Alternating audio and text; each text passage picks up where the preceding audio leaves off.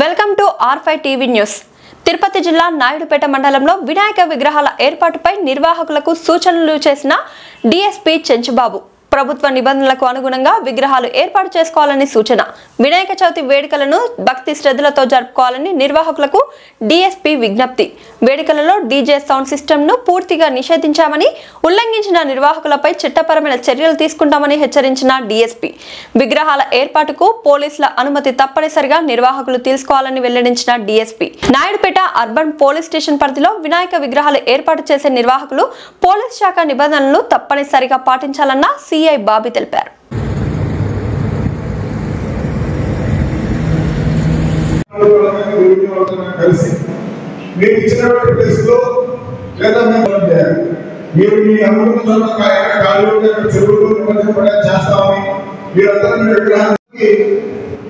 Single window అన్ని department అంటే ఇలా అన్ని డిపార్ట్మెంట్ సంబంధించినటువంటి పర్మిషన్ మీకు సింగిల్ విండో ద్వారా వచ్చింది. దానికి సంబంధించిన పోలీసులకు ఎక్స్ప్లెయిన్ చేస్తారు, దాని ప్రకారం చేయండి. మీరంతా దీన్ని ఇంప్లిమెంట్ చేసి మిగతా వినాయక చవితి మండపాల వాళ్ళకి రోల్ మోడల్ కొట్టాలని చెప్పేసి ఆశిస్తాం. కనీసం 100 కెమెరాస్ మీకు ఎవరికి తెలియకుండా పట్టెలు లేకుండా ఈజీగా వస్తే వాటిని మనం యూజ్ చేసుకుంటే మ్యాక్సిమం క్రైమ్ అన్నది ప్రివెన్షన్ అవుతుంది. ఖచ్చితంగా ఈ కెమెరా విషయంలో అందరూ పాజిటివ్ మైండ్ సెట్గా ఉండి ఎదురుగా వసూలు చేస్తున్నారు. 100 రూపాయలు ఎక్స్ట్రా వసూలు చేసి కెమెరా చేయించారు. ఆ కెమెరా సంబంధించి మినిమం 4 MB ఉండాలా, 4 MB క్వాలిటీ వస్తుంది. అది కూడా సోలార్ కాకుండా ఎలక్ట్రికల్ బేస్ ఉంటుంది. సోలార్ అయినా పెట్టుకోవచ్చు, ఇంకా ఎక్స్ట్రా కాస్ట్ ఉంటుంది. ప్రతి ఒక్కరు 1000 ఇళ్ళ దగ్గర పెడతారు కాబట్టి ఎలక్ట్రికల్ బేస్ ఉన్నాయి. ఉత్సవాలకు సంబంధించి 2025 సంవత్సరంలో జరగబోయే వాటి గురించి ఒక ప్రిపరేటరీ మీటింగ్ ఇప్పుడు ఆర్గనైజ్ చేయడం జరిగింది నా పోలీస్ శాఖ తరఫున. మళ్ళా వచ్చిన మీ అందరికీ ధన్యవాదాలు. రేపు 18న మళ్ళీ ఆర్డీఓ గారి సమక్షంలో మీటింగ్ ఉంటుంది. ప్లస్ మిమ్మల్ని ఎంతమందిని అందరినీ తీసుకున్న అఫిషియల్ మీటింగ్ అనేది మళ్ళీ డిసైడ్ చూద్దాం.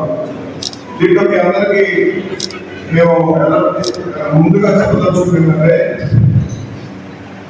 ప్రభుత్వం కానీ పోలీస్ శాఖ కానీ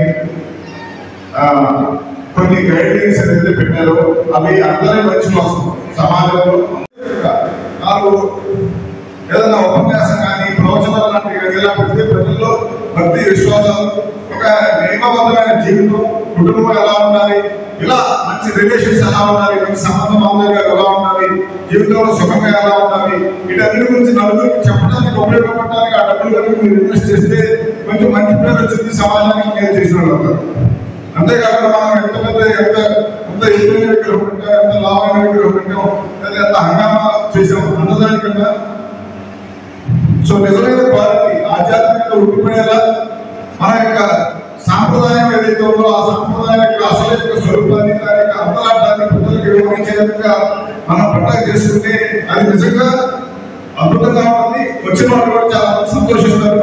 చాలా మంది వచ్చి మీ దగ్గర కూర్చొని అలాంటి ప్రవచనాలు ఎన్నో వల్ల వాళ్ళలో మార్పు జరిగింది. దేవుడి పేరు చెప్పి బలవంతంగా డబ్బులు వసూలు చేయటాలు, రోడ్డు అడ్డంగా తాగుడు వసూలు చేయటాలు, బెదిరించడాలు, వాడు మిమ్మల్ని బ్లాక్మెయిల్ చేయటాలు, లేదా ఆ డబ్బులు వేసుకుని తాగడానికి లేదా ఒప్పుకోవడానికి చంపడానికి చేయటాలు, ఇట్లాంటి తప్పు పనులు చేయవాలి.